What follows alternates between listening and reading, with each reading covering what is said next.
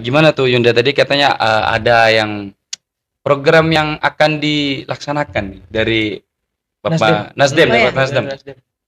Manakala Nasdem dipercaya menjadi pemenang dan juara di Kota Lubuk Linggau dan Nasdem dipercayakan pemimpinnya ya, kepala daerah dari Nasdem itu sudah ada program bahwa kedepannya akan memberikan subsidi kepada pelaku usaha yang ada sesuai dengan pendataan yang sekarang sedang digarap oleh Nasdem, DPD Nasdem Kota Lubuk Linggau. Berarti Kak Yopi berarti ya? Insya Allah untuk Yopi sementara kami beliau yang nampaknya mampu untuk memimpin Kota Lubuk Linggau ini.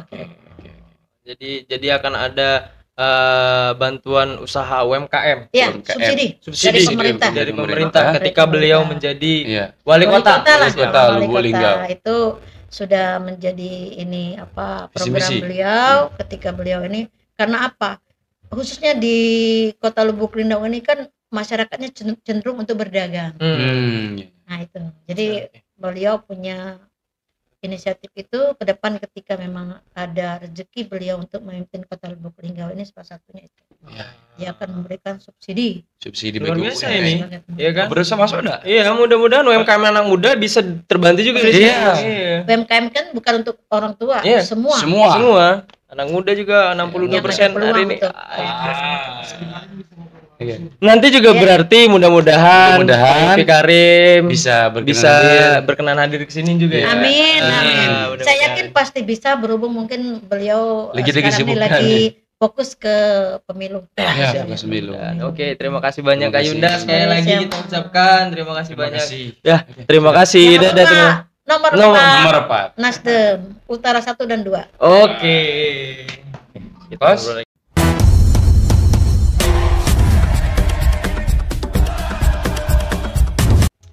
Wakil rakyat seharusnya melarat. Wah, ini banyak kabar-kabar terbaru ini ya kan? Banyak sekali berita-berita yang aneh-aneh. Cawapres debat malam tadi, Boruto. Wah, ada Boruto. Halo, assalamualaikum. Waalaikumsalam. Weh, Nu. Oh iya. Ya sehat Pak. Sehat, sehat. Ya, ini ada telepon nih. Ya gimana? Sorry ya. Ya. Gimana? Siapa nih yang datang nih hari ini? Oh Haji Yeni. Dari Haji mana? apa Haja tuh? Haja. Oh, Haja ya. Boleh lah kalau gitu. Di mana? Dari mana? Oh Utara 1. Boleh. Siap. Kita tunggu di gudang suara. Oke, waalaikumsalam. Siapa, Nu? Ada caleg Pak. Dari Dapil Utara 1 nih. Haji Oh, Yeni. ya, boleh. Katanya mau datang ke Gusur. Gimana nih? Mau kita kulit-kulitin. Iya, katanya tim kreatif tadi telepon. Ada salah satu caleg nih yang siap dikuliti digusur. Oh. Gas gak nih? Gas. Gas. Kalau gitu panggil aja Nu sekarang. Oke, kita sahur bersama-sama. Haja Yeni Resnawati, sarjana hukum. Siap lo dulu, boleh. Boleh. Lewat dari Selamat datang, tempat Yunda. ini Siap itu. lewat sini. Situ dulu. Nah, buat teman-teman yang belum tahu, ya kan? Nah, kita bakal ngobrol-ngobrol. Siap. Oh, jadi beliau Nu. Iya, ini barusan yang kreatif nelpon dadakan. Iya. Katanya mau Kita tanya-tanya tentang gagasan beliau. Karena beliau ini juga dulu pernah menjabat 2 periode di DPR kota. Satu periode di kota Lubuk Linggau. Gitu. Periode 2014 2019 Yunda ya. Nah, tapi sebelum kita tanya-tanya, kita opening dulu. Lanjut. Ini kan belum opening nih kan? Wah, Belum. benar. Oke, assalamualaikum warahmatullahi wabarakatuh. Waalaikumsalam warahmatullahi wabarakatuh. Masih bareng Hijrah Setiawan dan saya Ibnu Hambali dalam program yang teman-teman tunggu, apalagi kalau bukan Gusur. apa tuh? Gudang Suara. Luar biasa. Terus dulu dong, Andres, tolong aplaus ya Andres. Nah, gitu. Yes. Iya. Jadi di sini tuh santai Yunda. Siap. Tapi Nu, ya kan? Tadi Iya. kan sudah kau panggilin kan? Siap. Sudah dipanggil. Tapi boleh dikenalin lagi Nu, siapa nih Nu? Yang hadir hari ini. Bagi kawan-kawan yang belum tahu, sebelumnya bagi yang belum like, komen, dan subscribe channel Liga Kreatif silakan. Iya benar. Ditunggu sampai sekarang juga. Oh iya. Karena ingat semuanya gratis dari pungut biaya. Oh iya, sama buat teman-teman yang belum follow Instagram, TikTok, Facebook kita juga langsung di situ ya. Iya, itu tentunya. Kemarin kan kita sudah FYP tuh, Iya. ada 39.000 yang nonton. 44.000, Pak. 44.000 yang nonton ya. Iya, jadi mudah-mudahan kita biar semangat lagi ya kan. Iya. Langsung dikenalin aja, Nu. Sebentar, mau buka kacamata dulu. Kenapa? Oh, gelap. Kayak apa tuh? Masa depan. Wah. Wah. Oke, bagi kawan-kawan yang belum tahu, beliau ini adalah salah satu caleg di Kota Lubuk Linggau di Dapil Utara 1 dan 2 ya Yunda ya. Beliau nama lengkapnya Hajah Yeni Risnawati Sarjana Hukum. Oh. Kalau kita berbicara domisili, beliau ini aslinya dari Beringin Teluk, Musyawarah Utara ya. Cuman sudah pindah domisili di Kota Lubuk Linggau ya. Dan juga beliau ini bukan pemain sih. Lebih Apa tuh? lebih ke apa ya? Sebagai aktor yang menggagaskan banyak sekali perda-perda yang sudah ada di Kota Lubuk Perda Linggau. inisiatif. Iya. Ya kan? Nanti kita Benar bakal tanya-tanya. Tapi sebelum itu, Nu, kita Iya. ucapkan selamat ulang tahun dulu Iya. kepada Yunda. Ya kan? Tanggal 23 20 Desember. Kebetulan hari ini. Nanti kalau misalkan tayang 23 Desember, hari ini, ya kan? Itu Yunda ulang tahun. Iya. Oke. Nah, Lanjut, gimana? Pak. Oh iya. Iya. Saya Jadi sebelum itu Yunda, Yunda ini sepertinya nyentrik sekali hari ini nih kan? Iya. Iya kan? Apa karena ada sesuatu hal atau karena memang mau ngobrol-ngobrol di sini Yunda? Iya. Ya, terima kasih sebelumnya. Saya sangat tertarik untuk ngobrol-ngobrol di Gusur Gudang Suara. Jadi saya sangat merasa tersanjung bisa hadir di Gudang Suara, di mana di sini adalah hasil dari kreativitas anak muda yang dipimpin yang si Ibnu Hijrah dan teman-teman. Alhamdulillah sangat luar biasa menurut saya pribadi. Berikut ketertarikan hadir di sini untuk bersama-sama kita ngobrol santai tentang apa yang ada di Kota Lubuk Linggau, baik sesudah maupun sebelum. Gitu. Tapi ya apa ya, Yunda ini kan nyentrik sekali ya kan, punya ciri khas nih. Benar. Jangan kayak anak muda yang satu itu. Wah, gimana tuh? Muda tapi tidak mewakili. Aduh. Ada kan lu seperti itu kan? Ada semalam nggak ya? Jangan di situ dong, Nu. Sebagai politisi, kita harus bisa menempatkan diri di sesuai lini, sesuai tempat dan kondisi. Di saat bersama anak muda ya kita stylenya seperti anak muda. Siap, benar sekali, muda dong. Nah ini Yunda. Yunda hari ini kan maju lagi nih ke kontestasi politik, ya kan? Apa yang membuat Yunda tertarik lagi setelah beberapa periode yang lalu bisa dikategorikan belum berkesempatan untuk naik lagi di DPR waktu itu. Nah, hari ini Yunda dengan semangat baru, dengan teman-teman anak-anak muda, Iya, ya muda kan? semua ini. Muda semua ini. Luar biasa. Apa yang menjadi motivasi Yunda untuk hadir lagi di kancah legislatif ini? Pertama, mengingat 2014-2019 itu waktu yang sedikit bagi saya.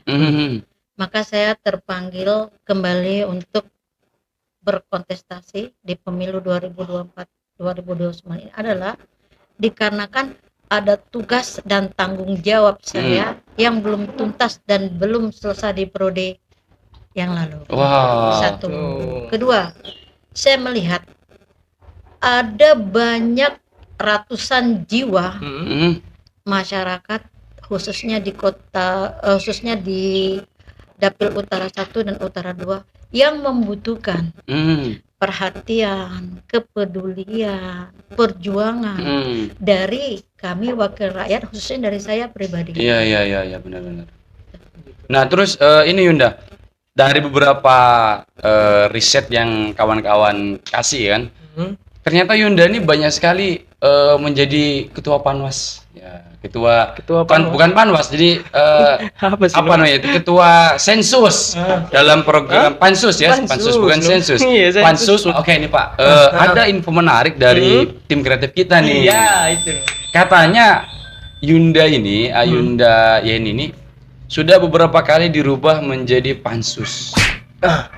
dari yang satu ke sini terus ke sini. Nah, ini apa sih alasan yang bisa kenapa bisa membuat seperti gitu, itu ya kan? bisa rubah-rubah gitu Yunda? Di DPRD itu ada yang namanya tata tertib, tertib dewan yang mengatur bahwa di setiap tahun adalah rolling anggota fraksi rolling ke komisi. Nah, jadi komisi itu rolling di setiap tahunnya putusan fraksi. Jadi memang sudah tugasnya seperti itu berarti. SOP-nya berarti ya. Jadi kalau misalkan sampai jadi anggota dewan, harus siap ditempatkan di mana saja Siap dong. Putusan fraksi. Putusan fraksi. Itu. Kalau selokan. Siap. Nanti ini ya apa namanya? Belusukan ya kan? Yang itu kan. Apa tuh yang gimana? Yang tiba-tiba datang ke rumah. Yang mana Jangan potong kalau ada. Tapi Yunda nih, izin Yunda. Kalau misalkan untuk fungsionalnya legislatif itu sendiri apa sih Yunda? Kan kita sudah tahu. Tupoksi daripada DPR itu 3. Anggaran, pengawasan, legislasi. Tapi di sini kalau saya pribadi lebih menitik beratkan kepada kepengawasan. Pengawasan itu bukan hanya kita mengawas tentang anggaran, tetapi tentang kinerja daripada kalau di Lubuk Linggau adalah OPD ya, organisasi perangkat daerah. Nah, itu yang lebih kita menitik beratkan ke pengawasan tersebut. Sampai sejauh mana kinerja yang telah dilakukan daripada OPD tersebut. Nah, ini ada sedikit menarik dengan Kota Lubuk Linggau sebenarnya. Saya kan ketika datang nih Yunda, 2020 saya datang ke Lubuk Linggau dan saya mendengar istilah bahwasanya Kota Lubuk Linggau ini kota transit. Ya, ini kan. Nah, ini kan Yunda kan sekarang mau mencalonkan lagi di di legislatif periode 2024 2029. Dan juga salah satu tugasnya adalah pengawasan di DPRD tadi.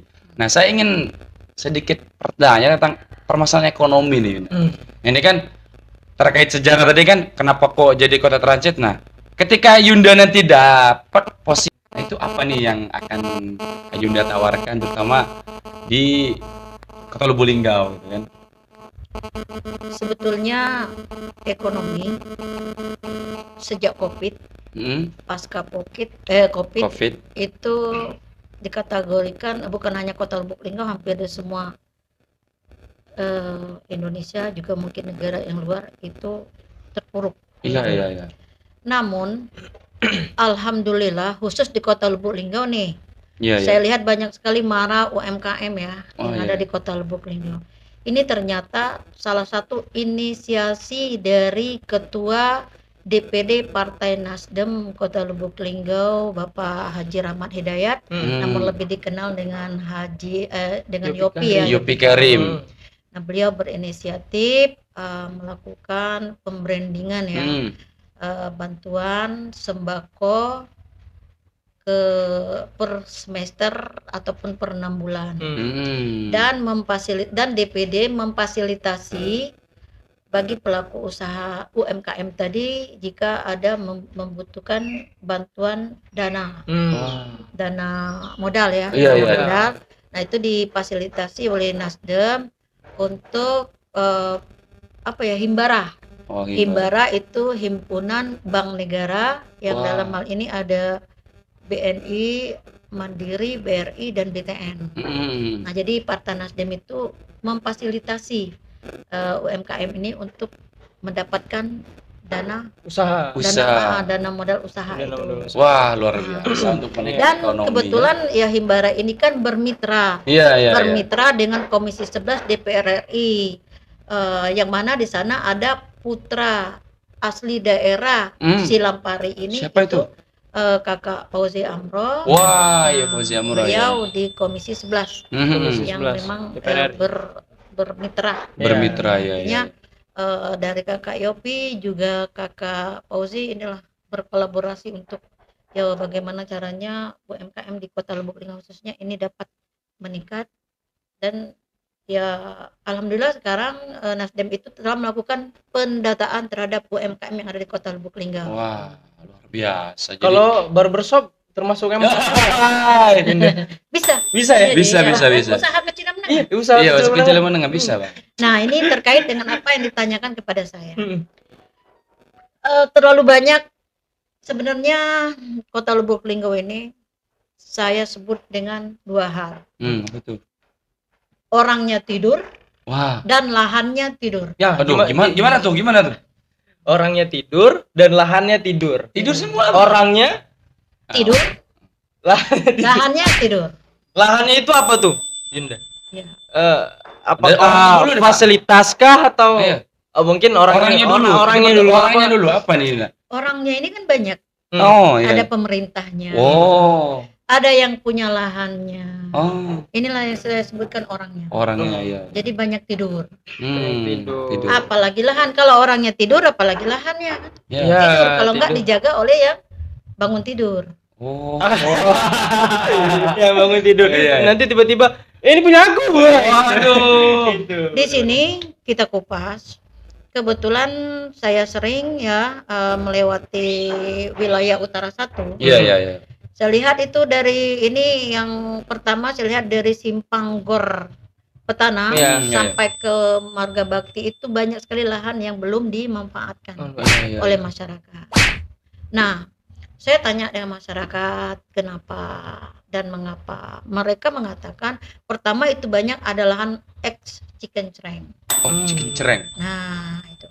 Nah, ke depan kalau memang saya diberi amanah menjadi wakil mereka, ya kita perjuangkan lahan tersebut kembali ke masyarakat.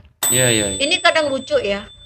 Ya, kita kan sudah tahu dengan aturan yang ada kalau lahan tidur, lahan tidak Digunakan ya. digunakan itu kan kembali ke Pemerintah. negara. Negara. Nah, negara di sini kan rakyat. Hmm. Nah, tapi lucu di Kota Lubuk Linggau ini. Gimana tuh?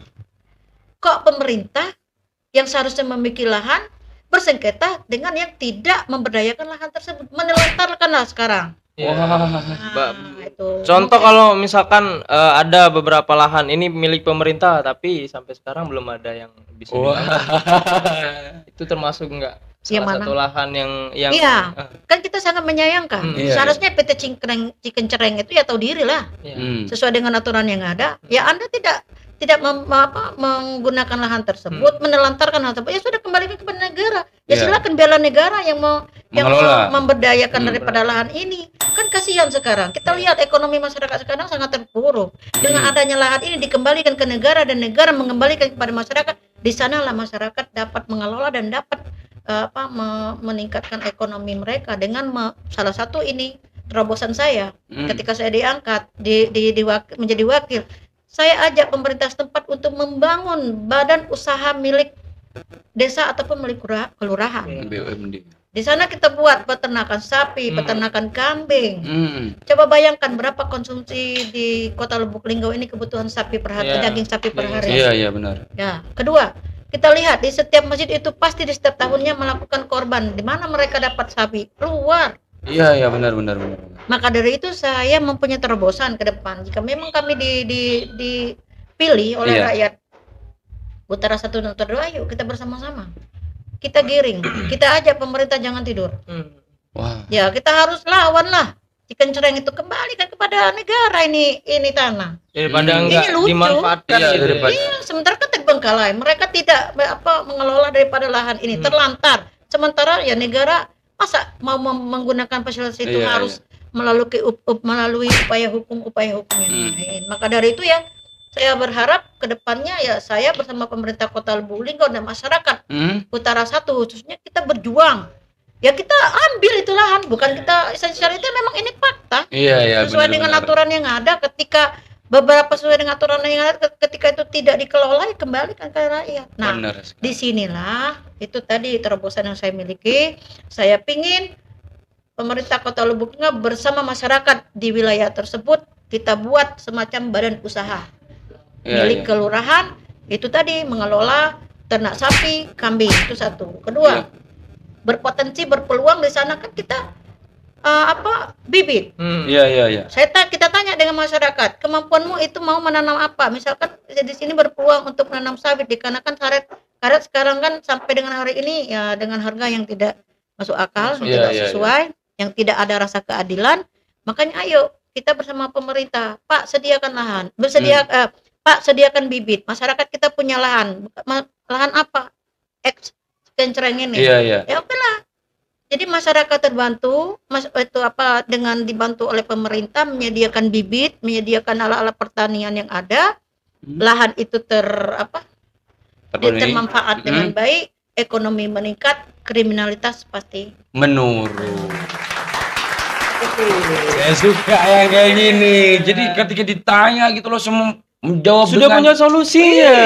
Iya. Jangan sampai kan bahkan saya siap hadir di tengah-tengah mereka ketika memang memperjuangkan lahan Cikencereng itu. Mari kita dukung Ayunda Yani di Dapil 4 Utara 1 Utara 2. Dapil 2. Nomor 4. Nomor 4. Itu nomor 4. Tapi kalau itu kan perihal masalah lahan itu tadi Yunda ya. Kalau misalkan kita berbicara tentang anak muda hari ini, aku rasa juga di utara itu banyak teman-teman aku yang tinggal di utara. Masalah lapangan pekerjaan, pengangguran itu sudah merajalela di daerah situ. Apa yang nantinya akan Yunda berikan solusi yang konkret bagi anak muda tentang masalah pekerjaan ini? Menarik sekali. Wah, ini biasanya kalau gini nih. Kenapa? Banyak negara ini sekarang harapan mereka dengan anak muda. Wah. Ya kan, generasi yang lagi usia-usia produktif. Nah, saya memiliki terobosan ketika memang di Kota Lubuk Linggau ini belum ada wadah, belum ada komunitas, belum ada membentuklah suatu forum ya, forum anak muda yang memang tidak memiliki pekerjaan, tapi mereka memang punya kemampuan, skill ya, ada skillnya itu. Nah inilah dengan ada kita bukan hanya bicara katanya, ya kan?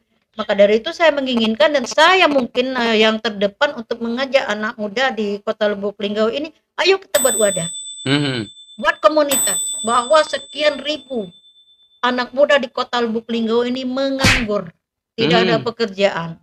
Saya vulgar ya. Iya, dapat. Malah lebih kita yang suka yang kalau istilah gitu barbar ya. Dengan ada data yang konkret, saya berani membawa data ini ke pemerintah Kota Lubuk Linggau, khususnya ke Dinas Tenaga Kerja. Ini loh masyarakat Anda yang butuh pekerjaan, yang sayang ketika usia produktif ini sia-sia. Maka dari itu dengan adanya data yang ada, kuantitasnya berapa, kualitasnya ada, skillnya apa, dari sini kita duduk bersama. Satu, kedua, kita jangan hanya memiliki, hanya ingin memiliki tapi tidak punya data di bawah dan tidak punya isu di bawah. Nah, isu di bawah ini apa yang kita lihat di Kota Lubuk Linggau ini, apa yang ada? Seperti contoh, saya lihat kendaraan banyak. Tentu mengalami kerusakan. Sementara fasilitas bengkel dan lain sebagainya itu kan kurang. Nah, maka dari itu saya menginginkan yang punya skill di otomotif, ayo ke sini. Tentu mereka punya modal, tapi mereka punya kemampuan. Nah, modal ini dari mana? Ya pemerintah yang bisa membantu subsidi. Menjembatani. Nah, itu. Nah, kedua, isu apa yang terjadi? Nah, ini salah satu saya bangga pada hari ini saya berada di sini di Gusur di Gudang Suara. Ternyata ini adalah kreativitas anak-anak yang saat ini luar biasa di hadapan kiri kanan saya dengan membuat suatu terobosan ya dengan acara podcast ini yang mungkin di Linggau, di Kota Lubuk Linggau ini mungkin hanya ada beberapa ya, 1-2. Hanya satu untuk sekarang sisa satu. Nah, dari itu ini adalah peluang. Peluang anak muda di Kota Lubuk Linggau ini untuk ini bersama-sama membesarkan ini. Wah, luar biasa. Tepuk tangan dulu. Wah, ini yang saya suka nih kan. Tadi kan kita udah ngebahas tentang permasalahan UMKM segala macam. Tapi kalau misalkan kita berbicara tentang hari ini masalah upah, apakah memang seharusnya upah ini ada yang mengelola, ada yang mengawasi, atau bagaimana solusinya yang paling tepat untuk memfasilitasi masalah gaji dan segala macam itu? Ya, inilah permasalahannya, bahwa ternyata di Kota Lubuk Linggau ini zong Dewan Pengupahan. Wah. Karena apa? Tugas Dewan Pengupahan itu adalah membahas dan menetapkan besaran daripada upah minimum Kota Lubuk Linggau. Ternyata hari ini Dewan Pengupahan kita kosong dan UMK Kota Lubuk Linggau itu masih mengikuti UMP. Akan menjadi pertanyaan bagi saya, apa sebab dan mengapa tidak adanya Dewan Pengupahan Kota Lubuk Linggau ini? Ini mungkin menjadi suatu PR ya. Pengupahan bahwa ke depan harus wajib Dewan Pengupahan Kota Lubuk Linggau ini ya untuk mengatur upah minimum di Kota Lubuk Linggau ini. Ya jangan sesuka hatinya para pelaku usaha. Ya bukan apa-apa. Pekerja dan buruh ini adalah urat nadi dari perekonomian di semua kabupaten kota di Indonesia. Maka dari itu ya kita berjuang, ya kita akan koordinasi lah sama pihak terkait. Nah tapi Yunda, izin Yunda, kalau misalkan kita bahas masalah ekonomi dan lain sebagainya itu, kita melihat juga dari kaum ibu-ibu. Ya gimana tuh? Banyak sekali permasalahan dari kalangan emak-emak ini terkait dengan pinjaman-pinjaman yang menurut aku pribadi menjadi keresahan aku pribadi juga. Ada pinjaman malah menjadi beban bagi mereka. Ya bisa kita ketahui ada beberapa pinjaman-pinjaman yang menurut aku belum sesuai dengan porsirnya. Pinjaman keliling. Iya, pinjaman keliling ada yang seperti itu. Gimana itu Yunda?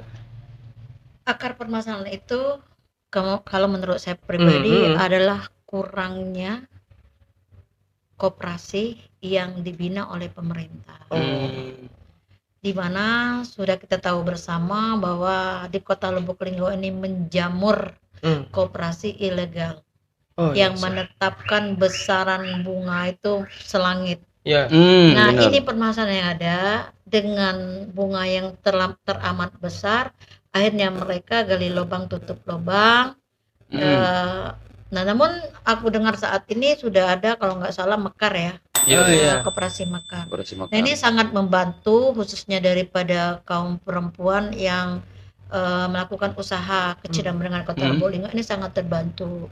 Kalau nggak salah pinjaman 3 juta, bunga setahun 750.000. Tapi ada dana beku kalau nggak salah 150.000 ya.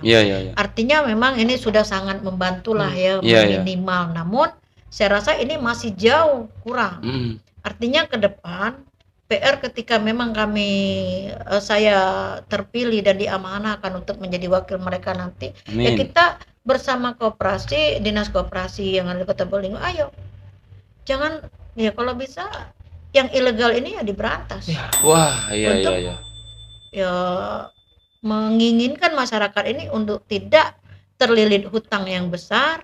Kadang menimbulkan perceraian rumah tangga karena masalah hutang dan bahkan ada menimbulkan korban jiwa dengan meninggal dunia. Karena apa? Berpikir hutangnya besar dan banyak.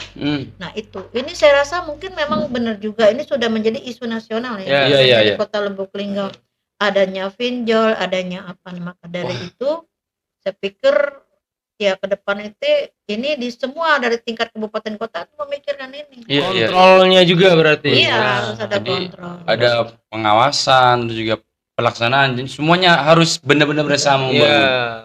Nah terus ini Yunda, yang tidak kalah penting juga kita berbicara tentang kesehatan ya.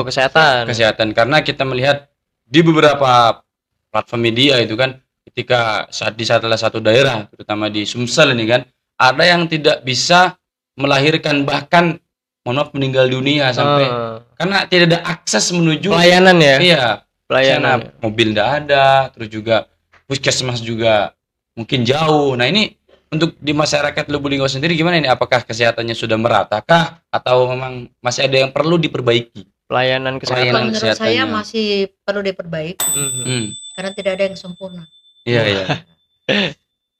Kita tahu bahwa ini tidak menutup mata ya, banyak terjadi di masyarakat. Kesehatan ini tidak terjamah, tidak terjamah sampai ke masyarakat yang bawah. Yang mendapat pelayanan itu yang memang mereka datang ke sentra pelayanan kesehatan. Itu satu permasalahan. Kedua, sosialisasi. Maaf, sosialisasi pemerintah itu kurang kepada masyarakat. Seperti contoh, ini saya baru dapat kemarin tadi malam bahwa di Provinsi Sumatera Selatan ini ada program namanya Sumsel Berkat. Wah, Sumsel Berkat. Sumsel Berkat ini adalah mengantisipasi program JKN dan KIS dan BPJS.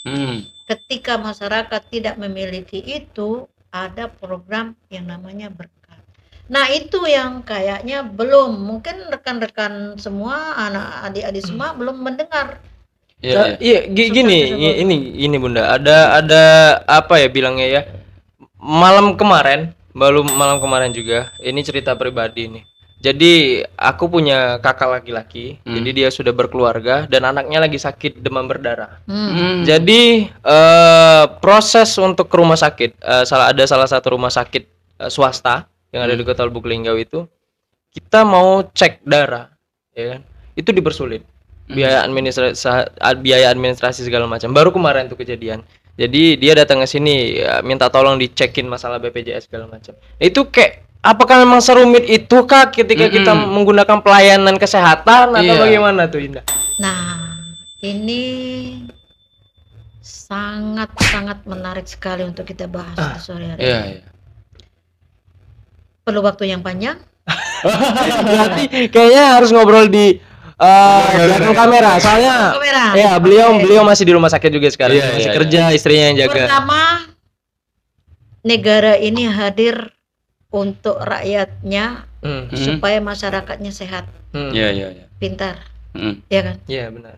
Kedua, rumah sakit itu dibangun untuk apa? Untuk menyulitkan atau untuk mempermudah, untuk menyehatkan atau menyakitkan. Ketika tujuan rumah sakit itu adalah tidak sesuai dengan apa yang ada, menyalahi SOP yang ada, artinya pemerintah berhak mencabut itu izin rumah sakit. Sekarang ke rumah sakit, layani dulu, ya kan? Selamatkan jiwanya, ya kan? Terima, terus lakukan pemeriksaan. Setelah berjalan baru tahu. Untuk masalah administrasi kan bisa menyusul. Demi apa? Kelangsungan daripada hidup seseorang itu. Nyawa. Nah, ini yang memang perlu. Terus terang, rumah sakit Kota Lubuk Linggau ini ada yang masih nakal. Kejadian kemarin saya pribadi itu melaporkan salah satu rumah sakit swasta di Linggau nakal. Dengan ya akal-akalan bahwa dia menjual obat yang katanya tidak dibayar oleh BPJS. Mungkin kita kulik di lain kesempatan. Benar. Namun setahu saya bahwa keberadaan berdirinya rumah sakit yang ada di Kota Lubuk Linggau khususnya ini sesuai dengan prosedur dan sesuai dengan MOU yang ada, sesuai dengan apa aturan yang ada. Ketika dia tanyakan SOP-nya, ya kan? Apakah memang SOP ini pasien datang langsung ditolak tanpa melalui apa prosedur yang ada, gitu kan? Ya setahu saya ya layani, datang, memang kalau tidak ada punya kamar mereka harus koordinasi dengan BPJS. Bagaimana? Itulah guna BPJS. Jangan hanya menerima gaji, makan gaji kita, ya kan? Kita telat ditanya-tanya, bahkan tidak bisa menggunakan fasilitas itu ketika memang hak kita, mereka diam saja. Tapi alhamdulillah saya komunikasi dengan Ibu Dini, makanya saya bilang saya 24 jam. Saya 24 jam itu HP saya terbuka, tidak akan pernah mati. Siapapun yang membutuhkan bantuan saya siap. 24 jam ya. Karena ya kemarin dari kejadian kemarin ini Yunda, sebenarnya aku nggak mau cerita sih, tapi memang kayak dari mana tadi ya real. Jadi dia belum ada 1 bulan loh anaknya ini, ya kan harus dicek dulu. Bukan, saya potong. Jadi sekarang anak itu sudah dirawat. Sudah di fasilitas apa? Kayaknya BPJS. BPJS. Tapi beda rumah sakit. Beda rumah sakit. Jadi sudah beda rumah sakit. Jadi diterima kalau boleh disebutkan itu di Siti Aisyah sekarang. Nah, di situ. Artinya rumah sakit pemerintah. Rumah sakit pemerintah. Ya, pemerintah kan tahu aturan gitu. Yang di luar dia mencari uang. Kulik gitu. Dari kesehatan, ekonomi segala macam. Tapi ini terkait tentang kita tuh banyak bertanya tentang masalah keuangan, transparansi, anggaran anggota dewan segala macam. Apakah nantinya akan ada bentuk transparansi? Karena menurut Hijrah sendiri, menurut aku sendiri, Ayunda, jarang sekali ada anggota dewan itu, ayo kumpul nih seluruh RT kelurahan yuk gitu kumpul nih. Oh, ini anggaran hari ini lagi segini. Ada nggak seperti itu sih sebenarnya transparansi yang seperti itu? Kalau kita semua transparan, penjara tutup. Wah, Wah. wah, bener. Ya. Ini menarik nih. Terus Kalau tutup siapa lagi yang mau masuk ke siapa situ lagi? kan? Gaji negara kemana nih? Tapi memang ada spot-spot yang memang harus transparan. Iya. Kadar itu ya sudahlah, kita sama-sama tahu lah. Mungkin ke depan negara ini berbenah lah, entah siapa presidennya. Iya. Saya berharap amin lah. Amin ya. Amin. Amin. Jadi kalau ditanya tentang itu, saya sebenarnya no comment. Oh, Karena ini juga oknum, ya kan. Iya. Ya kalau tujuannya pemerintah ya semuanya transparan. Tapi pelakunya, objeknya, orangnya, mau sampai di mana dia transparan atau tidak. Kalau saya sedikit transparan ada juga. Tapi kalau misalkan anak muda datang ke suatu caleg, ada anggota dewan yang sudah jadi misalkan atau ke gedung DPR mempertanyakan transparansi, apakah sesuaikah prosedurnya atau ada prosedur-prosedur yang sebenarnya rakyat ini, masyarakat ini kan boleh mempertanyakan transparan. Nah, tinggal sejauh mana ya ketransparansi itu dilakukan.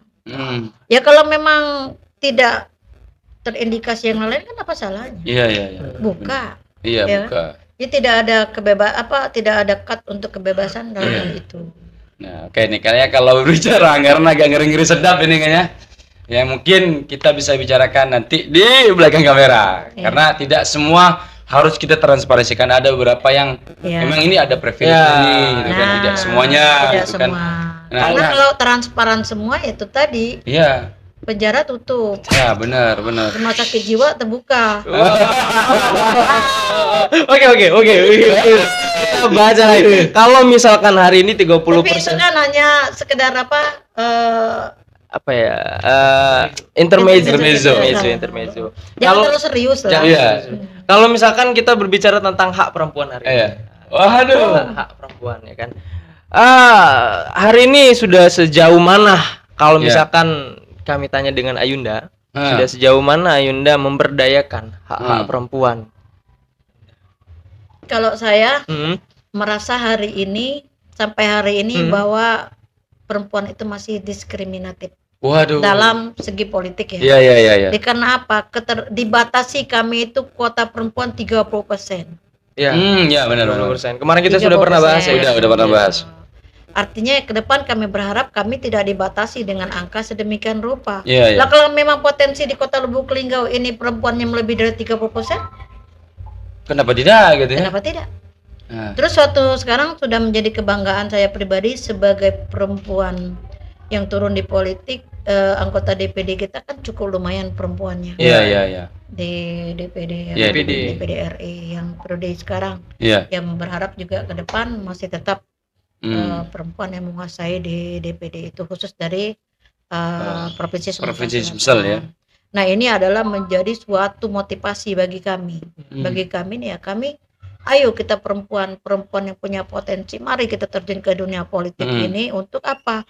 Ya untuk kepentingan pertama ya kita sendiri sebagai perempuan. Iya. Agar kita memperjuangkan hak-hak kita untuk tidak didiskriminatif, ya kan? Untuk tidak pokoknya hak-hak perempuan itu ketika memang perempuan ada di sana, tentu dia akan memperjuangkan haknya. Tapi ketika kami memang ini ya apa? Bagaimana kita? Tapi Yunda, kemarin itu aku pernah ada kejadian yang unik lagi nih. Banyak yang unik. Ya kan? Kami pernah mengundang salah satu calon anggota, bukan calon sih, anggota dewan yang waktu itu menjabat. Jadi kami ingin mempertanyakan apa saja yang sudah difasilitasi untuk para perempuan, sedangkan beliau adalah seorang perempuan. Ternyata gimana? Ini agak kurang. Jadi apakah memang seperti itu kah isi-isinya di dalam legislatif ataukah memang hanya oknum ini? Iya. Seperti itu. Sebetulnya kalau kita ini kan keterwakilan di daerah, tentunya membuat undang-undang itu kan kita tidak punya ini ya yang memiliki ini kebijakan itu di DPR RI di pusat ya. Namun memang benar, itulah tadi kenapa di Kota Lubuk Linggau ini belum ada isu yang mencuat tentang misalnya diskriminatif, terus pelaku pelecehan seksual terhadap perempuan, itu memang tidak ini. Cuman saya ke depan punya inisiatif tadi, itulah saya ingin membentuk rumah hukum yang ada di Kota Lubuk Linggau ini, rumah hukum gratis ya. Gratis. Di samping memang untuk tujuan itu juga saya ingin memberdayakan ya produk-produk hukum, alumni hukum yang ada di Kota Lubuk Linggau ini untuk berdaya ilmu daya yang ada gitu. Nah ini Yunda, kita berbicara perempuan. Saya juga sebagai seorang laki-laki ingin dong. Tidak mau kalah. Gitu sebagai seorang pemuda gitu kan, bukan pemudi ya. Seorang bagi anak muda, perwakilan dari Gen Z ya, karena kita kan kelahiran 2000 kan. Jadi dari Gen Z ini apa yang nanti ketika Yunda sudah duduk nanti di legislatif, amin ya. Amin. Itu apa yang akan Yunda berikan terutama kepada kita nih kalangan anak muda, milenial, Gen Z dan seterusnya. Saya yang menantang anak buah, apa yang bisa diberikan kepada saya? Nah, itu. Jadi apa yang bisa diberikan anak muda oleh kepada saya untuk bersama-sama kita. Oh, berarti Ayunda itu menampung semua aspirasi anak muda. Nah, itu. Artinya bukan saya yang menawarkan. Karena inilah kita butuhkan inovatif, kreativitas dari anak muda ini, tawarkan kepada kita, flurkan kepada kita. Di sanalah kita bersama-sama untuk melakukan hal ini. Berarti sangat welcome sekali. Welcome saja. Bukan gitu. Dari saya. Untuk apa saya yang menawarkan ketika anak muda tidak mampu? Iya benar sih. Kalau ada maka dari itu saya tantang, apa yang Anda berikan kepada negara, hari ini negara hadir untuk Anda. Iya, berarti kalau dalam suatu teori itu ada namanya teori bottom up. Jadi dari atas ke bawah ada yang take down. Jadi dari bawah ke atas. Jadi sama-sama adanya sinkronisasi. Yang di atas welcome, yang di bawah juga dia merespon. Berarti nanti kalau misalkan Ayunda terpilih, amin. Kita akan datang ke sana. Iya, podcast. Dengan menyodorkan program yang ada. Oh, siap. Pasti. Banyak catatan Yunda. Sekali program-program ini ya Yunda. Dan tentu kita akan melihat isu dan kebutuhan Kota Lubuk Linggau ini seperti apa. Percuma kita misalnya ini kan kalau memang tidak ada daya, upayanya gunanya untuk di Kota Lubuk Linggau ini. Iya, benar sekali. Kalau misalkan nanti Ayunda terpilih, tapi otomatis kan banyak juga orang-orang yang tidak suka dengan kita, tidak menutup kemungkinan Ayunda. Apakah Ayunda nanti siap untuk dikritiki? Kalau bahasa sekarang itu dijuliti kah? Siap dikritiki kah? Segala macam seperti itu. Dengan kata Bismillahirrahmanirrahim, apapun bentuknya kritikan yang sifatnya membangun, saya sangat siap demi pemerintah Kota Lubuk Linggau, demi masyarakat Kota Lubuk. Wah. Ini aku suka. Jadi misalnya presma kita, presma misalnya di kampus, orasi misalnya, bla bla bla bla bla bla bla. Ayunda, oke Dindo sini, begini. Wah, jadi gambarnya aja itu ya. Ini pengalaman di 2014-2019, saya paling sering menerima pendemo. Wah, kamu ikut juga enggak? tahun berapa? 2019 yang paling sering menerima demo itu kita, Ayunda. Termasuk Chicken Cereng yang satu-satu perempuan hadir itu kita. Jadi ke depan saya siap di demo dan saya juga sering demo. Wah, jadi sudah biasa. Sudah biasa. Luar biasa lah. Kita kan udah ngobrol panjang nih. Benar sekali. Ya kan, dari penjelasan Ayunda, gagasan segala macam, kayaknya sudah saatnya untuk Ayunda naik. Nah, naik di kursi legislatif dari Partai Nasdem nomor urut 4. Nah, tapi sebelum itu, ya kan, sebelum kita tutup ini podcast kita ini, kita masuk ke closing statement. Nah, jadi untuk closing statement kita atau Ayunda yang menutup? Gimana tuh? Ya seperti kayaknya dari kita dulu deh. Dari kita dulu ya. Kemudian nanti baru Ayunda. Ayunda yang menutup closing statement ini. Bener. Oke, siap.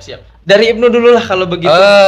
Tetap melangkah, karena dengan melangkah kita tahu sejauh mana kita berada. Wah, luar biasa.